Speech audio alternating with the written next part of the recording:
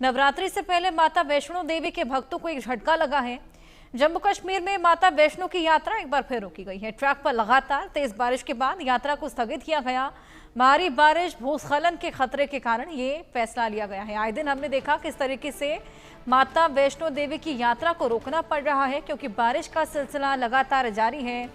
Monsoon के खत्म होने के बाद भी लगातार हम देख रहे हैं कि बारिश लगातार आ रही है। मौसम विभाग की ओर से भी लगातार चेतावनी जारी की जा रही है और इसी बीच भक्तों के लिए ये बेहद बड़ा झटका। आइए इसी को लेकर और जानकारी लेंगे। अजय जांडियाल हमारे सहयोगी हमारे साथ फोन लाइन पर जुड़ गए हैं। अजय, बेहद बड़ा झटका है भक्तों के लिए। आए दिन बारिश का सिलसिला थमने का नाम नहीं ले रहा और इसी के चलते माता वैष्णो देवी की यात्रा को बार बार स्थगित करना पड़ रहा है और अब तो नवरात्रि भी नजदीक।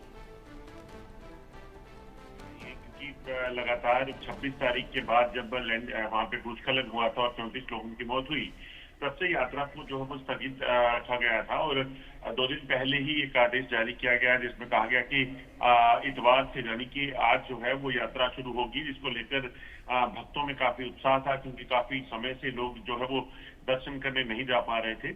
मगर आज जैसे ही भक्त जो है वहाँ कल और पिछले 2 दिनों में वहाँ पहुंचे कटरा में, वहां से आगे जाने की सोच रहे हैं। कल देर शाम जो है ये आदेश आया कि बारिश जो हो रही है उसके चलते यात्रा को फिर स्थगित कर दिया गया है और फिर यात्री जो है वो यहाँ पे अब फिर ये कह सकते हैं कि रुक गए हैं और फंस गए हैं कि जब कब तक ये यात्रा फिर शुरू होगी, ये अब जानकारी अभी तक नहीं मिली है।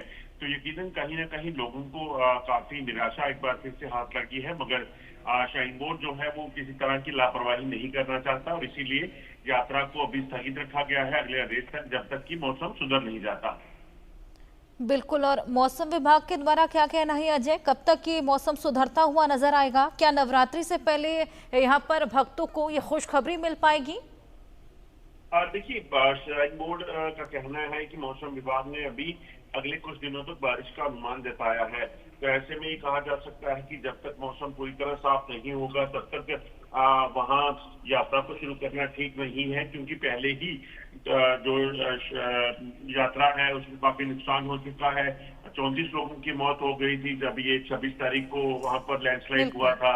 उसके बाद भी एक बार लैंडस्लाइड की घटना हुई थी, हालांकि तब यात्रा बंद थी तो वहां पर कोई नुकसान नहीं हुआ, मगर इसी चीज की आशंका बनी है क्योंकि पहाड़ों में बहुत ज्यादा बारिश हुई है।